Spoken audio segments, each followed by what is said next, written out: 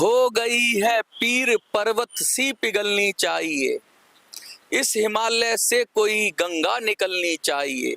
सिर्फ हंगामा खड़ा करना मेरा मकसद नहीं, मेरी कोशिश है कि ये सूरत बदलनी चाहिए, सूरत बदलनी चाहिए, सूरत बदलनी चाहिए।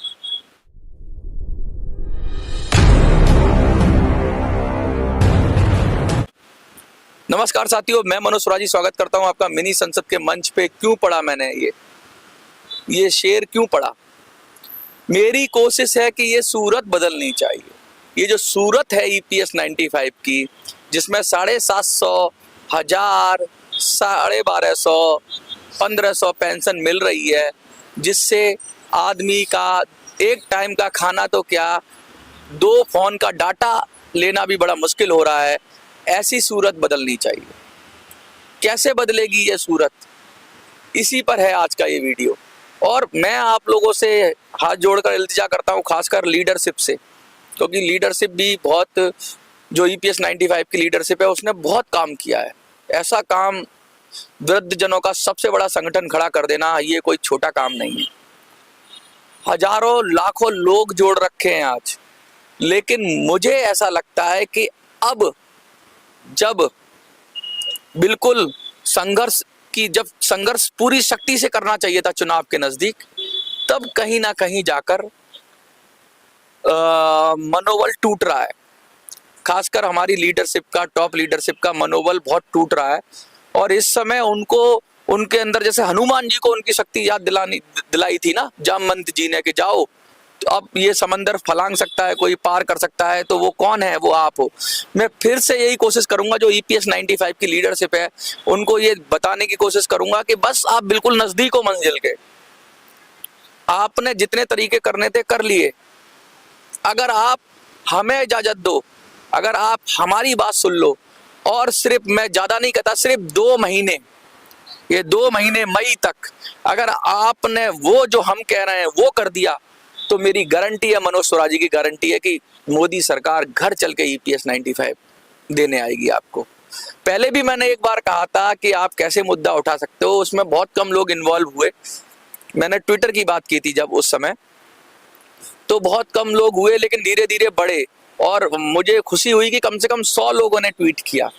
लेकिन वो मुद्दा था कि हम सरकार से कुछ मांग रहे थे, हम सरकार से कह रहे थे, लेकिन अब साफ साफ सरकार की मंशा पता लग गई है कि रोने धोने किसी भी तरीके से आपको ईपीएस 95 नहीं मिलेगा। सरकार की रणनीति यही थी, टाइम पास करो, बराबर आश्वासन दो, और वो उस रणनीति में कामयाब होती दिख रही है। अगर अब आपने ट्रैक नहीं बदला, क्योंकि कोई भरोसा नहीं कौन सी सरकार आएगी। जरूरी नहीं है कि बीजेपी सरकार आ जाए, ये भी हो सकता है विपक्षियों की सरकार आ जाए या कोई आ जाए, फिर नए सिरे से करना पड़ेगा। तो जो ये गोल्डन पीरियड है, मैं इसको, कुछ लोगों को लगता है कि अब तो हम थक गए, हार गए। जब हम संघर्ष करना खत्म कर देते हैं, क्या पता मंजिल तभी आने वाली हो। मंजिल उस बिल्कुल इतनी, कहता है 1 सेकंड पहले मंजिल से जाके आप रुक गए, या 1 मीटर पहले रुक गए, या 10 दिन पहले रुक गए। मुझे लगता है कि चुनाव तक की जो रणनीति थी उसमें एक कोई ना कोई खामी रह गई ईपीएस 95 की लीडरशिप में, कि उन्होंने चुनाव की रणनीति नहीं बनाई, चुनाव तक की रणनीति नहीं बनाई। उन्होंने बनाई सिर्फ मांगने तक की रणनीति, कि हम सरकार को मांगेंगे और दबाव डालेंगे। और इस वाले सेशन के अंदर कोशिश की उन्होंने, लेकिन वो कोशिश में बहुत मेहनत लगी और वो कोशिश कामयाब नहीं हुई, क्योंकि उनके पास नया तरीका नहीं था। लेकिन मैं मनोज स्वराजी, और मैं अपने बिहाफ पे नहीं, अपनी पूरी ताकत के बिहाफ पे बोल रहा हूँ। जितना हम लोगों को समझ है, जितना हमें पॉलिटिकल अनुभव है, और जितना हमें पता है कि भाई राजनीति में कैसे मिलता है न्याय, कैसे मिलता है आपका हक। उस हक को लेने के लिए मांगने से भीख भी नहीं मिलती। बिन मांगे मोती मिले और मांगे मिले ना भीख। मांगने से भीख भी नहीं मिलती, और कोई राजा कभी मांगने से किसी को दिया नहीं आज तक। अगर दिया हो तो मुझे नहीं पता, आप लोग बता दीजिए। संघर्ष से ही मिलता है, और संघर्ष में रोकर भी नहीं मिलता। ना रोकर मिलेगा, ना धोकर मांगेगा। ना आप रोकर मांगेंगे, ना गिड़गिड़ा कर मांगेंगे, ना तड़प कर मांगेंगे। देखो, मरता क्या ना करता, मिल तो रहा ही नहीं है आपको, मिल तो रहा ही नहीं है आपको।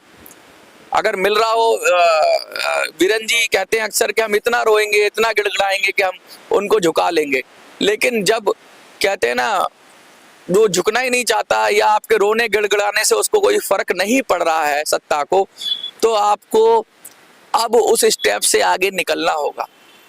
और उस स्टेप से आगे निकलने के लिए अगर आप कहोगे, अगर आप कमेंट में यस करोगे और अगर मुझे 100 के करीब कमेंट आए कि हाँ मनोज जी बता दो कैसे कैसे मिलेगा, तब मैं वीडियो बनाऊंगा इस पर। मुझे लगभग 50 से 100 लोग, मैं आपको फिर दोहरा रहा हूँ, 50 से 100 लोग, 50 भी आ गए तो मैं सोचूंगा। 50 कमेंट अगर समर्थन में आ गए कि नहीं वो तरीका बताओ जिस तरीके से EPS 95 मिल जाएगा, और इन 2 महीनों के अंदर मिल जाएगा, चुनाव से पहले पहले मिल जाएगा, वो तरीका बता दो, वो तरीका बता दो जिससे चुनाव तक प्रेशर बनाया जाए और कुछ ना कुछ EPS 95 पर हो जाए, या फिर चुनाव तक ऐसा प्रेशर बन जाए कि आपको देने पर मजबूर हो जाए जो भी नई सरकार है। पहले सेशन में ही आपको जैसे ही चुनाव के बाद एक बजट आएगा, उस बजट में सीधा सीधा मजबूर हो जाए वो कहने को, ऐसा तरीका बता दूंगा मैं आपको। कहने का मतलब इन 2 महीनों में, 3 महीनों के अंदर EPS 95 में, मैं 7,500 की बात नहीं कहता क्योंकि वो जो कह रहे हैं वो अलग मैटर है। ये जो 7,500 दे दो, मिनिमम पेंशन दे दो, इतनी बड़ी बड़ी पोथी रख रखी है, मैं ये बात नहीं कहूंगा।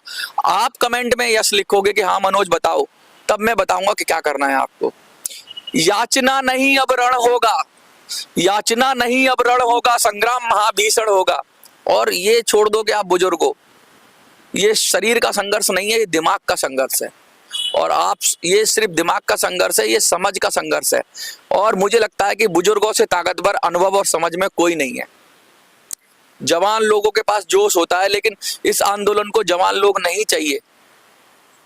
मैं फिर कह रहा हूं, हम जिस आंदोलन की बात करेंगे उसमें जवान आदमी तो चाहिए ही नहीं, उसमें बुजुर्ग ही चाहिए, और 2 महीने के अंदर बुजुर्ग ही उस काम को कर सकते हैं। वो ऐसा काम है, अगर वो आपने कर दिया तो मैं अगली वीडियो में आपको बताऊंगा। अगर आप इस वीडियो के अंदर आप बताओगे ना कि भाई हाँ बता दो मनोज, बता दो कैसे करना है हमें, तो मैं आपसे वो आइडिया शेयर करूंगा, फिर आइडिया के बाद हम क्या दे सकते हैं। मैं अपने बिहार पे जिम्मेवारी करता हूं कि मेरी तरफ से 1 लाख से लेके 10 लाख लोगों तक, 1 लाख से लेके 10 लाख लोगों तक आपकी बात पहुंच जाएगी। मेरे चैनल हो, मिनी संसद हो, दबंग दिल्ली हो, जाग 85 हो, ए वॉइस फॉर यू हो, और हमारे जो जानने वाले चैनल हैं, मैं उन चैनलों के माध्यम से, बहुत सारे चैनल ऐसे हैं, उन चैनलों के माध्यम से सीधा सीधा उस आइडिया को इम्प्लीमेंट करने के लिए लग जाएंगे हम। मैं मोटी बात ये कह रहा हूं कि हम निस्वार्थ संकल्पित होकर, आप अगर उस आइडिया की तरफ आगे बढ़ोगे तो ये पूरी मीडिया, जो सोशल मीडिया है हमारी, मैं अपने और साथियों से बात करूंगा, आपके लिए उनको मनाऊंगा, उनके हाथ जोड़ूंगा, उनके पैर छूंगा और कहूंगा कि 2 महीने के लिए इस संघर्ष में साथ दे दो इनका।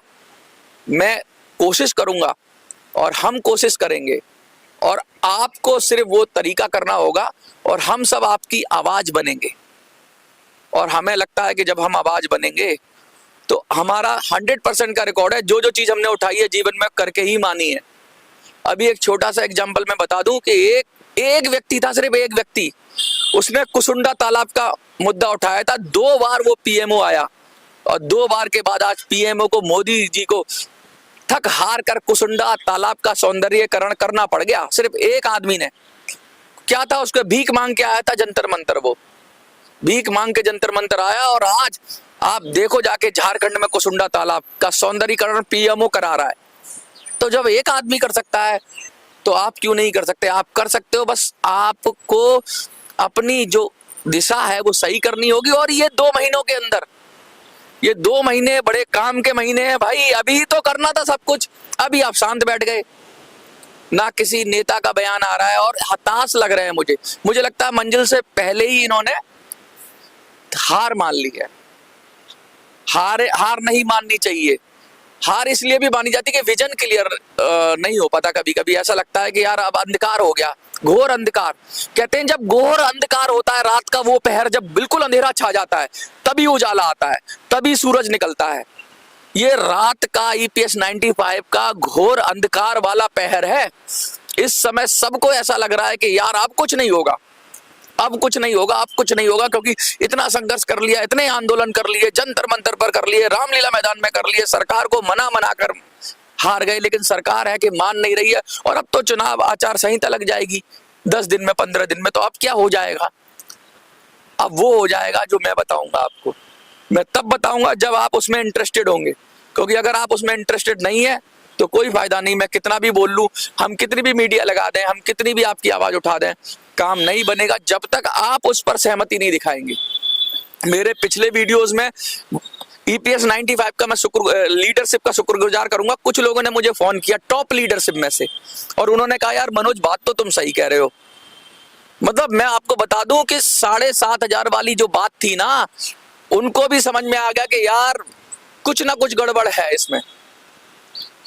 तो टॉप लीडरशिप के अंदर से कुछ लोगों ने मुझे फोन किया स्पेशली और कहा कि मनोज अब तुम बात तो सही कह रहे हो कि हमारी शायद कुछ ना कुछ, हमें कुछ अपनी आइडियाज में बदलना होगा और हमको इस लड़ाई को नए सिरे से शुरू करना होगा। और मुझे बड़ी खुशी हुई, मुझे इसलिए खुशी हुई कि जब टॉप लीडरशिप के अंदर से, बिल्कुल टॉप लीडरशिप तो नहीं कहूंगा मैं, लेकिन उनके नीचे से जो राज्यों की लीडरशिप है वहां से मुझे फोन आए, और फोन आके उन्होंने बताया, और खासकर कमेंट में तो सीधा सीधा उन्होंने ओपन कहा कि तुम 100% राइट हो। एक दो कमेंट थे जो उल्टा सीधा बोल रहे थे, तो उनको तो आप ही लोग जवाब दे सकते हो जो गलत बोल रहे हैं, क्योंकि मैं तो, मेरा तो कोई मतलब है नहीं। लेकिन मेरा मतलब सिर्फ इतना है कि बुजुर्गों को न्याय मिलना चाहिए, और बुजुर्गों को नहीं, जितने भी लोग हैं ईपीएस 95 से जुड़े हुए, ये आपके साथ अन्याय नहीं कर रहे हैं। ईपीएफओ सबके साथ अन्याय कर रहा है। ये अगर आपके नाम में कुछ गड़बड़ हो जाए तो पैसे नहीं देगा ये ईपीएफओ आपको। ये ईपीएफओ जिस तरह से धांधली कर रहा है, जिस तरीके से गड़बड़ फैला रहा है, जिस तरीके से लोगों को उनके पैसे नहीं दे रहा है, इस ईपीएफओ को ही सबक सिखाना पड़ेगा। और इस ईपीएफओ को सबक तब सिखाया जाएगा जब हमें अपने तरीके बदलने होंगे। और आप अगर सहमत होंगे तो मैं आइडिया भी शेयर करूंगा, अपने साथियों से भी बात करूंगा। और क्या हो कि इस चुनाव के अंदर, देखिए चुनाव, ये आंदोलन लोकतंत्र की कमजोर कड़ियां हैं। सबसे स्ट्रांग कड़ी चुनाव है इस लोकतंत्र की। ये चुनाव है जिससे सब डरते हैं। ये चुनाव है जिसकी वजह से ही मोदी जी ओपी राजभर जैसे लोगों को, आरएलडी जैसी छोटी पार्टियों को भी सीट दे देते हैं। क्यों दे देते हैं? उनको डर है कहीं हार ना जाए, कहीं हार जीत ना हो जाए, कहीं उल्टा सीधा ना हो जाए। तो ये जो चुनाव की जो बात हो रही है ना, ये बहुत जरूरी है। यहीं पे कुछ करना है, और वो क्या करना है वो मैं आपको अगले वीडियो में बताऊंगा कि क्या करना है। आपसे उम्मीद है कि आप कमेंट करेंगे और जरूर पूछेंगे कि मनोज जी वो बता दीजिए वो क्या उपाय है, या अपना आइडिया शेयर करिए। और फिर मैं अपना आइडिया शेयर करूंगा, फिर आपसे उसमें राय लूंगा कि भाई इसको और बेहतर कैसे करें। देखते रहिए मिनी संसद।